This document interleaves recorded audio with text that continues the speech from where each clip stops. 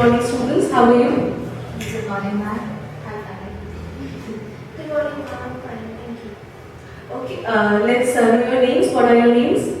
I'm Akanksha Vihari in class 11. And I'm Indira Gasan from class 11. Okay. Welcome, Akanksha and Indra. I hope you are not nervous. Do you know why we are here?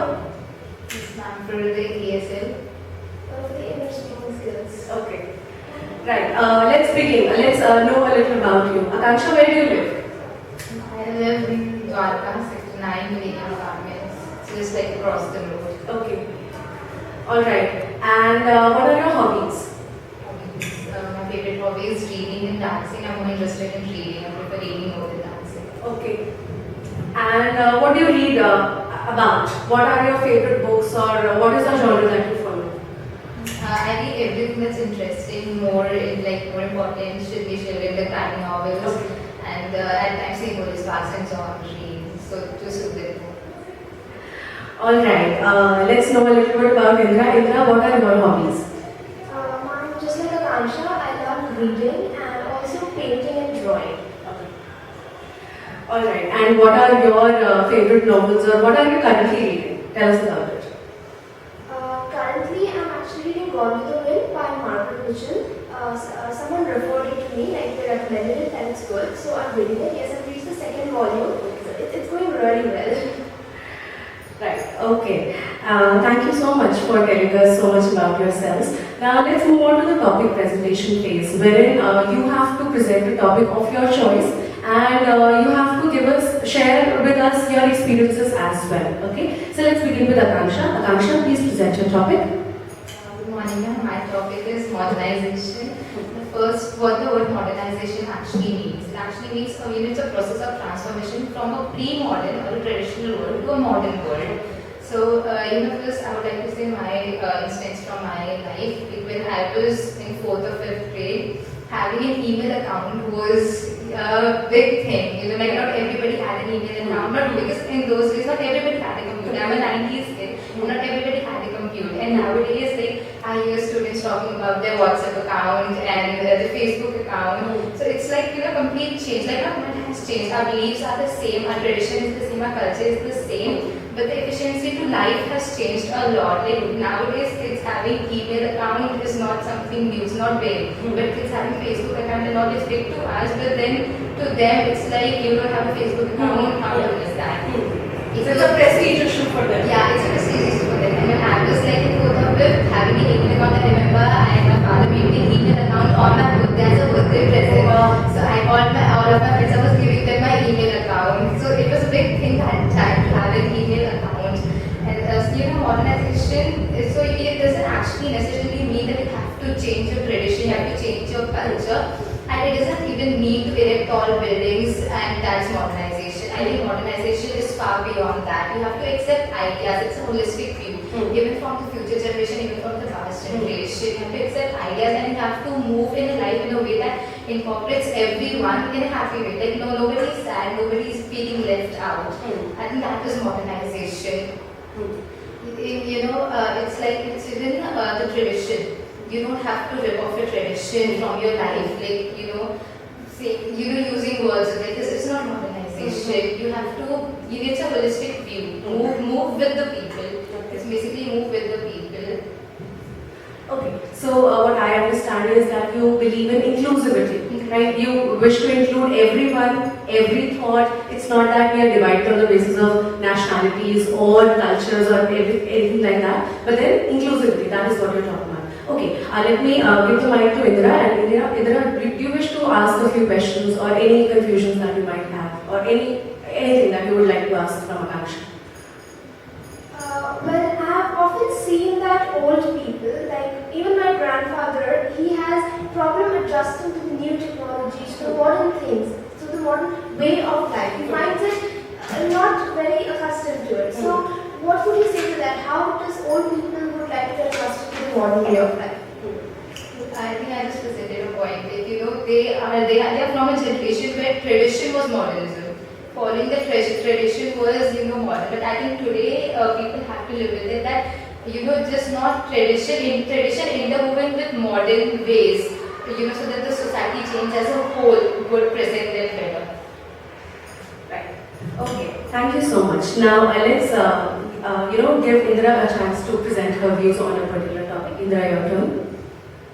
Today I'm here to present on adolescence. Well, three of us sitting here, we know that we have been through adolescence. We are been through adolescence, me and Akansha, and I'm even you, we have been through adolescence. Yeah. Well, adolescence is a memorable stage of our life, just like every stage of our life.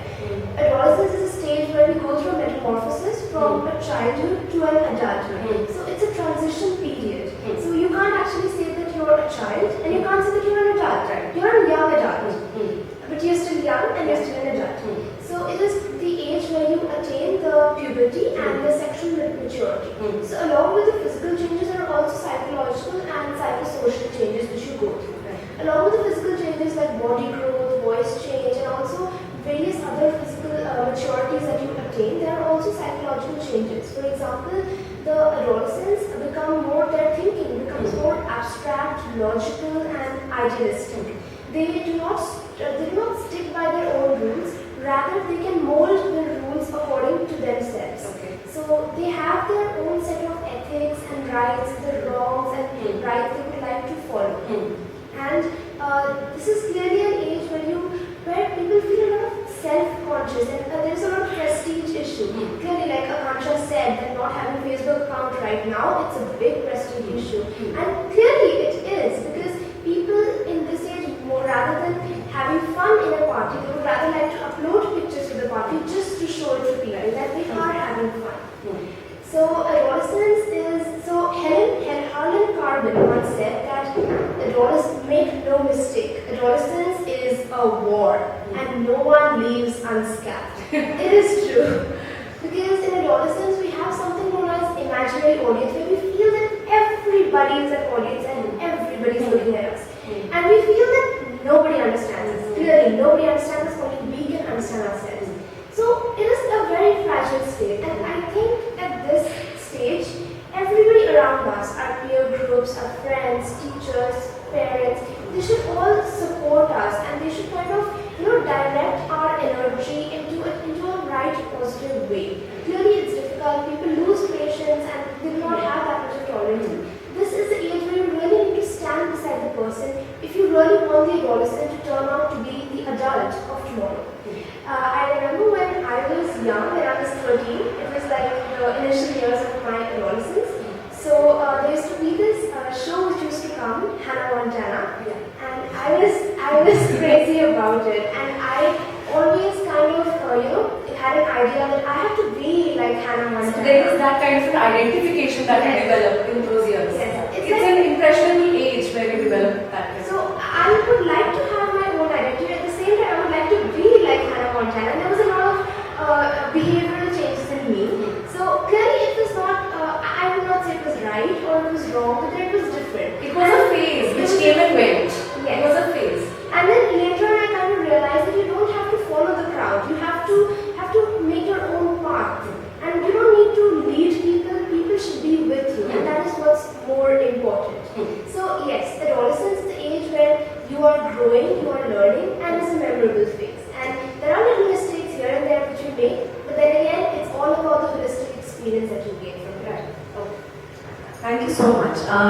So what would be those crucial points, those key points, I should say, that you would like to forward to your younger sibling? How is it that he or she should look at this particular phase? Even though I know that each one of us has to chart one's own territory, and then we do not have a sample to follow, but then still, if a guideline has to be made, then what is it that you would suggest? Well, for a teenager who is like in the initial years of adolescence, I would say that be yourself. Please do not try copying anybody or being somebody. Be yourself, find yourself. There are 7 years for you, and you just have to find yourself, and that will only happen through a lot of trial and errors, through a bit of journey which you go. And yes, it is a bit complicated age for you, but then do not worry. We have all gone through this, and if you are really having a lot of complications, communicate. You really need to communicate with your parents, teachers, have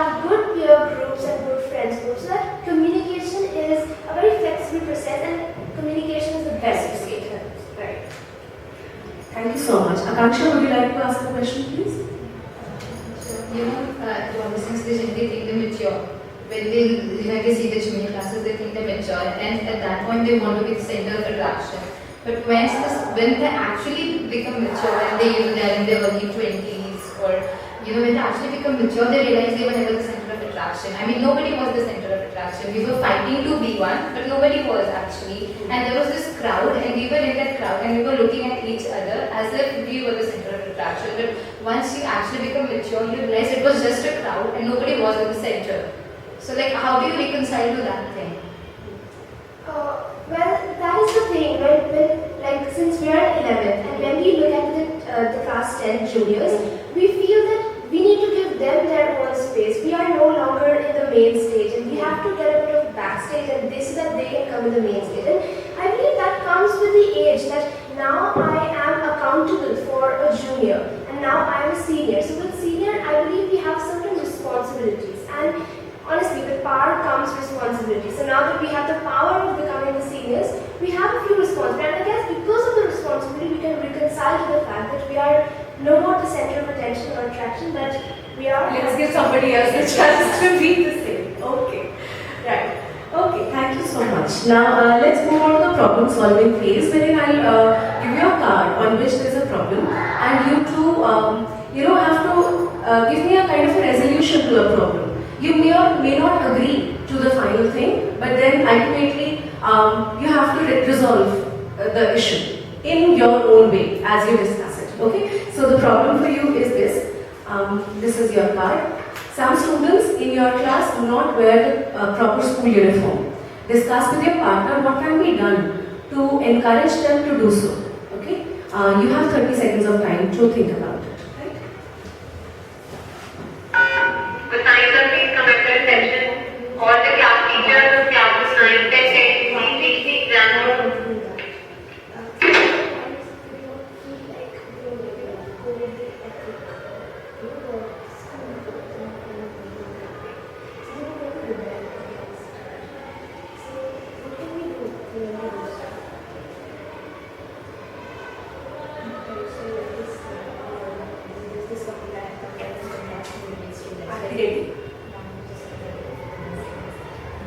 Let's begin discussing the problem.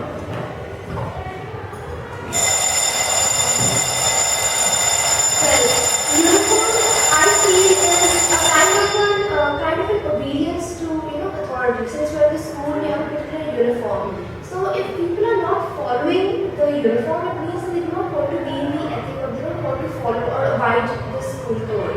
Not that I do not feel that they do not respect the school, but I think there is a period where you want to rebel and you want to be cool. The cool thing, and you do not follow the school uniform.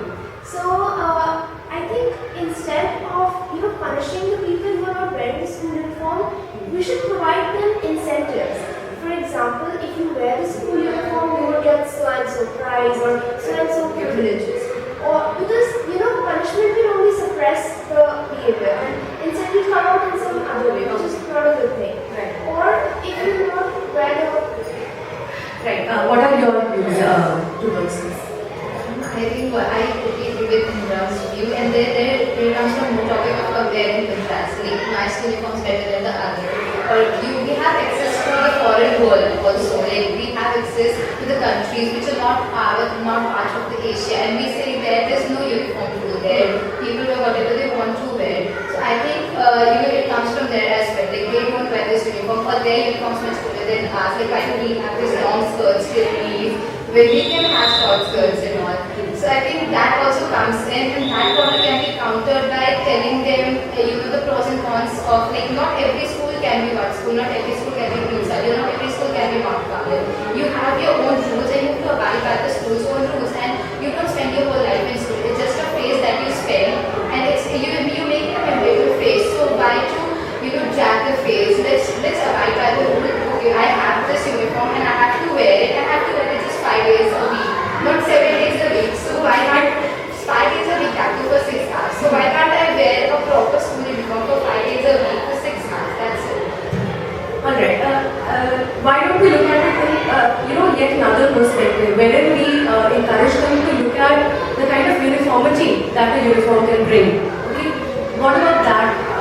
Viewpoint. What do you think? I was actually talking about that one.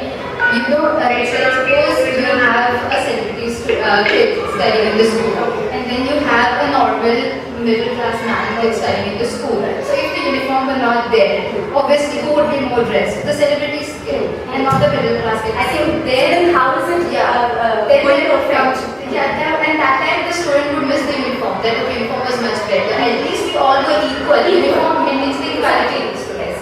And what do you think? Ma'am, India is the largest democracy in the world. And ma'am, uniform in the schools is one of the best ways I feel how we can project democracy.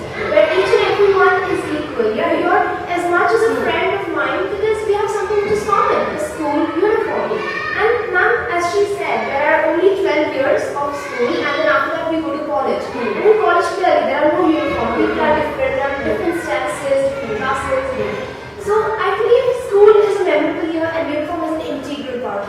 So I believe for that reason, yes, uniformity is important. Okay. And how do you encourage your friends to do it? What all steps can you take? For example, if I make you the monitor or the head girl of the class or head girl of the school, then how is it that you're going to ensure that people follow a proper norm? What steps would you take as a team? What do you think? We could accessorize this uniform a bit. Accessorize. Okay. Yeah. How? Well, accessorize as in, like I said, if we would have been the school monitor in charge or something like that, we would, I mean, once when I was the monitor in charge, I made sure that each month there would be one girl who would be known as, student of the month. Oh, Because they would okay. wear the Right. uniform. Okay. So it would kind of give the people incentive and I believe that time people would be like, I have cut my nails today, I need to be the student of the month. Right. So that way the initiative would come by yourself. Okay. So I believe that is a good practice. So do we both agree on the same thing? Yes. Okay. Right. Thank you so much. That is the end of the test. It's been a pleasure talking to you. Thank you.